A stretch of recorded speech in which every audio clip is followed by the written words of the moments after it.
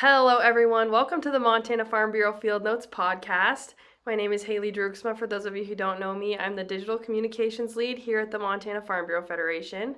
I'd like to kick today's podcast off with a reminder that if you have anything you'd like to learn about, a pertinent news story, or someone you want to see us bring on the podcast, whether that's yourself or someone you know, please shoot me an email at haleyd@mfbf.org. That's HALEYD at mfbf.org. My goal is always to bring you interesting, exciting content about agriculture, and I'd love your recommendations. Today, I'm super excited to be joined by Ryan Peterson with WinField United. We're going to be talking a bit about biological products and how they can be used to make crop production more efficient. Thank you for joining me today, Ryan. Yeah, no problem, Haley. Excited to be here. Yeah, would you like to start us off by introducing yourself, kind of your tie to agriculture and your career background? Yeah, you bet. Like you said, my name is Ryan Peterson. Title is Crop Protection Sales Agronomist here at WinField United. Really, my role is technical agronomy and providing support, agronomic technical support to our field staff. I've been at WinField for just over 3 years, and prior to that, I've had many roles really in agriculture, from retail sales. I was the research director at a small research company in north central North Dakota called Vision Research Park. Did that for 11 years. I actually worked for Anheuser-Busch at one point in my career, buying barley from farmers in North Dakota and Montana. But, really my experience has been in north central, northwest North Dakota, eastern Montana, working with crops like hard red spring wheat, canola, field peas, lentils, sunflowers, and as corn and soybeans have moved north and west, I've become pretty familiar with those crops as well. Yeah, wow, that's awesome. So you know the Montana regiment out here for sure. A little Pretty well, dryland yep. grain action. That's awesome. Yep. Congratulations on an awesome career. That's pretty sweet. Yeah, thank you. Biologicals are a big topic right now, and those similar technologies are kind of new on the scene. I know I've heard some speculation about their use here and there, especially more recently. I'm sure, as with anything, there's some kind of tricks to this trade. So could you give a bit of background on what these products are and how they're used? Yeah, it's such a open-ended conversation whenever somebody wants to talk or use the word biologicals, because what does it mean, right? It's almost to the point where if it's not a herbicide or a fertilizer, it gets almost thrown in the biological category, right? And there's a ton of confusion around biologicals, and for good reason. I've given presentations in the past where, our marketing, people here at WinField who are, working in that biological space every day, they have a slide that shows there's about 50 companies that have biological products in their portfolio. And each of those companies might have 10 to 20 products. So I think there's probably well over 1,000 different products on the market that are using that word biological. So rightly so, there is a lot of confusion. And I think one of the problems, and I'll use the word problems in the industry right now, is there's really no regulatory body or agency that covers them either. If you bring a herbicide to market, you have to go through the labeling process. You have to have how many years of data, and there's government agencies that overlook that process, right? With biologicals, Haley, if you and I wanted to start a biological company tomorrow, we could probably do it pretty easy and for very to little no money. So that's why there's just a lot of issues around biologicals.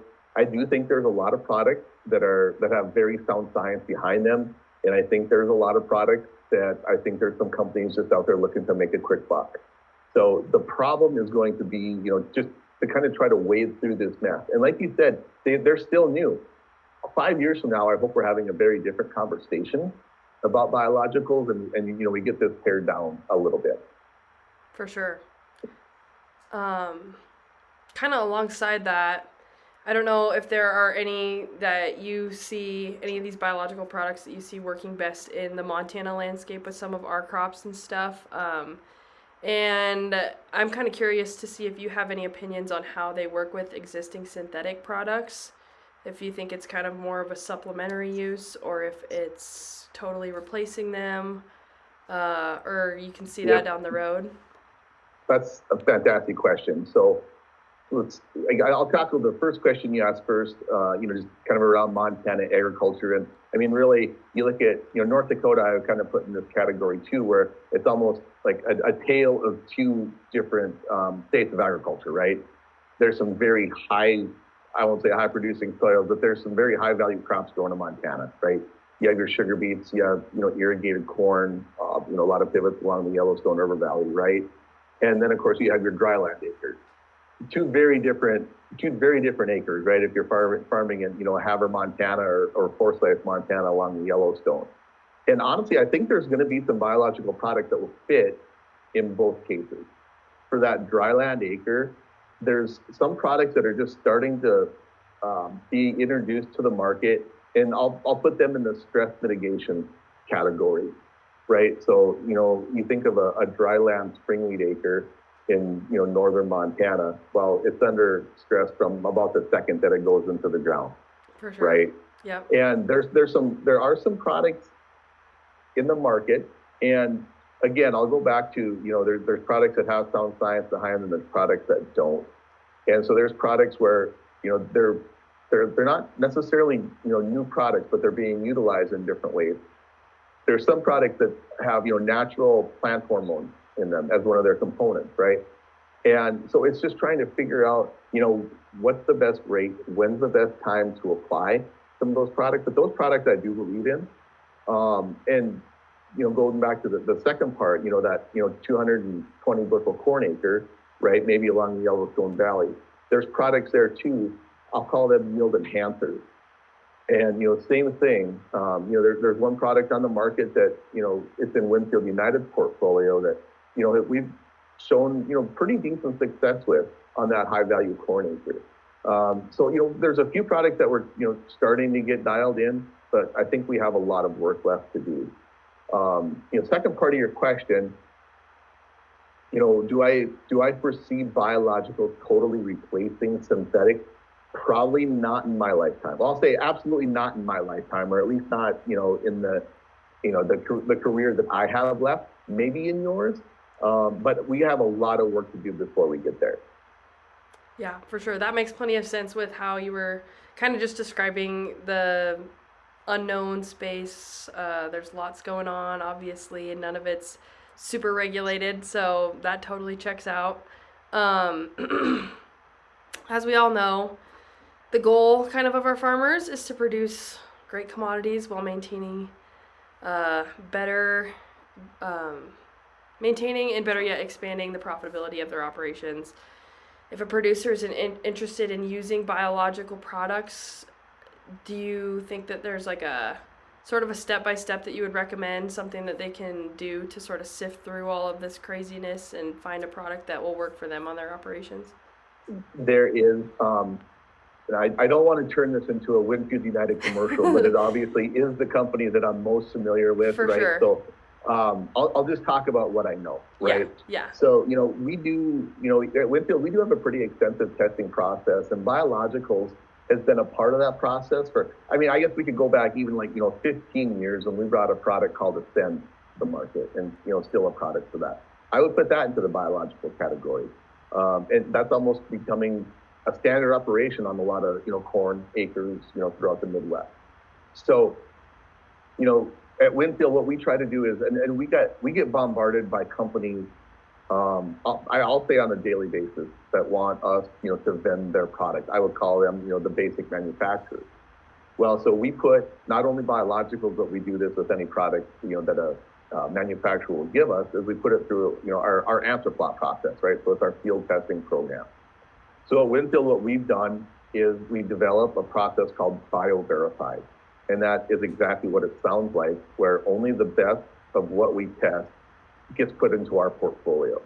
And there's probably other companies that do something similar, right? So what we've tried to do is, take that huge mess of maybe 1,000 products, pare it down to about 15, try to find the fit for every acre.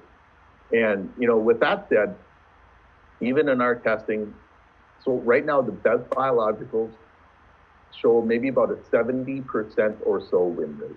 In other words, if you test the biological, versus an untreated, you see a yield increase about 70% of the time. So we feel that's pretty good, right? But we're trying to pare that down, even further to, try to parse out, okay, why didn't it work? That 30%, was it this environment? Was it this soil type? Was it maybe we tried this product on hard red spring wheat, and maybe we should have been trying it on corn, right? So there's a lot of questions to be answered, but we feel, at least internally as a company, that we're making strides, to get there. Yeah, for sure.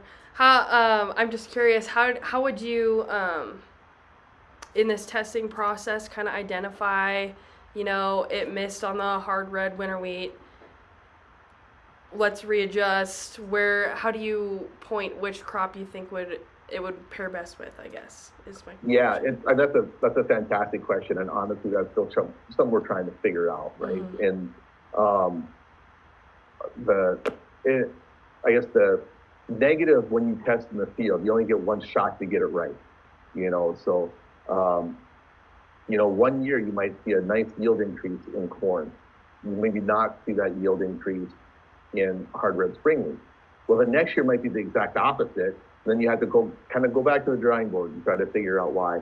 It's just, and I'll back up a little bit, because, where we start, when we look at these biological products is, okay, first of all, what are the active ingredients? Because unfortunately, if you look, at some information online, they don't even tell you what's in about the biological product that they're selling you. So that's step one. So, and then, there is a lot of literature, so you can go back, and see, okay, this is a seaweed extract. Seaweed extracts tend to work better on, this and this crop. So we have a place to start. And then, yeah, after that, it's just I guess the glories of doing field research, right? It's kind of a lot of trial and error. So, like I said, this is pretty brand new to us, and I think pretty brand new to everybody in the industry. So we're still trying to answer some of those questions as well. Yeah, for sure. So hypothetically, if there's a producer out there that's looking to maybe try some stuff out on their place, I know, like you said, you're probably more familiar with the WinField process than anything, but Sure. um, who would they contact somebody? What's kind of the process there to maybe start getting some of them implemented on their operation? So whenever somebody asks me, that question, and I don't care, what product you're talking about, I really hope you have, whether it's a crop consultant, or, hopefully it's somebody, a really good agronomist at, the retailer that you work with. I would always start there. If they don't know the answer, most good agronomists, they're going to have, resources that they can go to. So I would always start there, and we can, and, I don't want to scare anybody, from not using these products, because, like I said, there is some snake oil out there, but there's some pretty good products out there too. And I would always just highly recommend just, try to do something on your farm, right? And like I said, that first step is always contacting your retail seller, and, they can always find resources for you.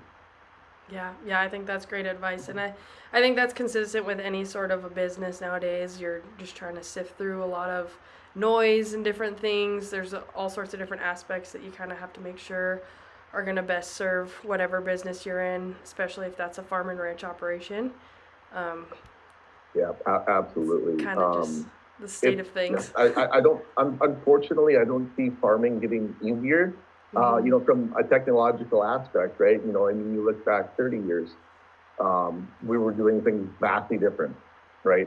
And now I think that pace of change is even increasing, right? I think 5 years from now is going to look vastly different than it does today. And so you have to have you have to have a trusted advisor to help keep you up on those changes. Yeah, for sure. That's kind of the double-edged sword, is that all the new technology is supposed to make life easier on people, but then it's sifting through all of the new stuff, finding out what's real, Yep. what's not. Input costs are crazy. There's all sorts of different things that you kind of have to balance as a farmer, especially in today's world. So I really appreciate all your advice on this. I think it'll be super helpful for our people out there that might be Yeah. interested in something like this, and kind of as we look into the future, you mentioned that you don't see them at all replacing synthetic products for either of our lifetimes. Really, it'll take probably quite a bit of time to get there if we do. Yep. With that, though, what do you think are the most promising sort of opportunities with these biological products in the near future, farther down the road, kind of whether that's in Montana or the country or Yeah. broad scale? Sure. Yeah. So I think so. There is I think Pivot Bio. I'm just gonna kind of use them as an example, right? So Pivot Bio, had their company called Proven, right?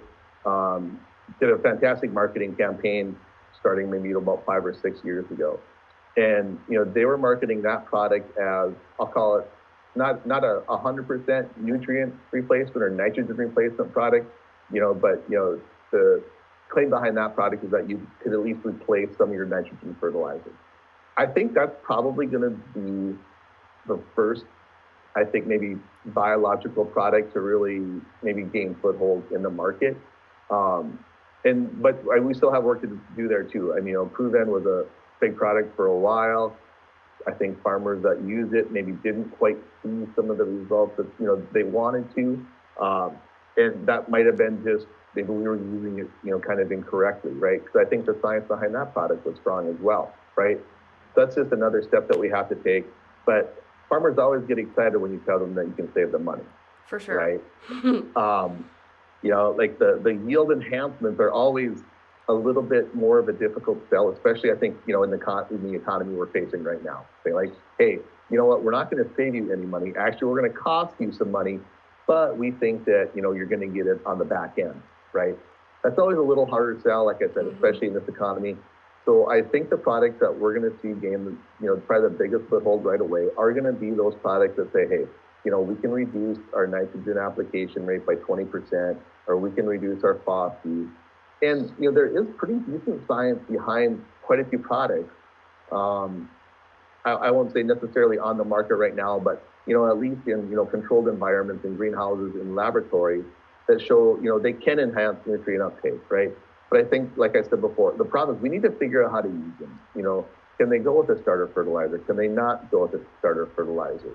Do they need an additional food source, when we apply them on the ground? Can they go on can they go on a seed with a seed treatment? Yes or no? So it's those types of questions I think that, we need to answer first.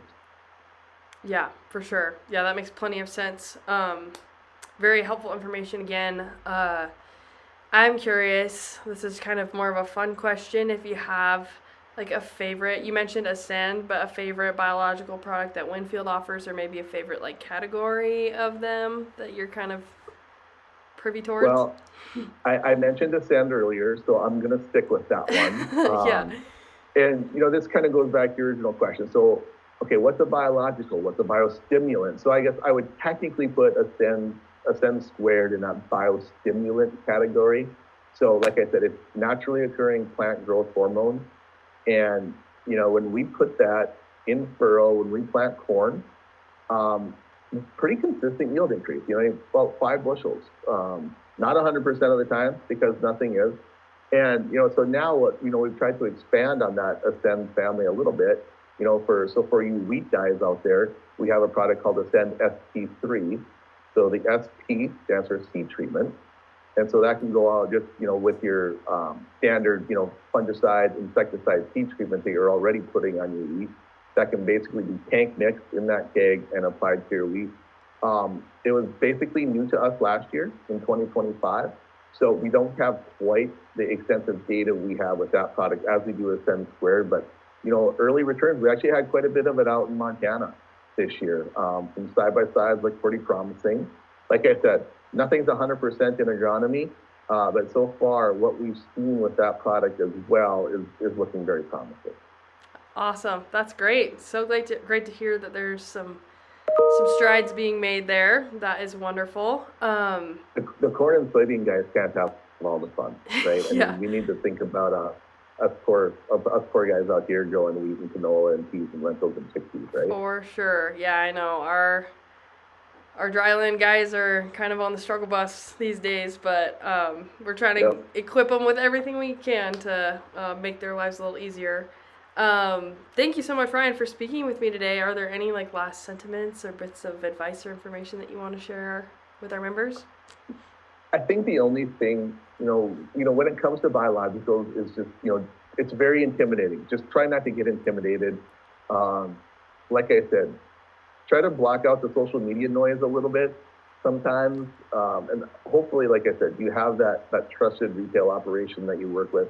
That should always be your first line of defense. And, for advice, when you're asking about any types of products. And like I said, those guys don't always have the answers, but they almost always have the resources that they can go to for the answers.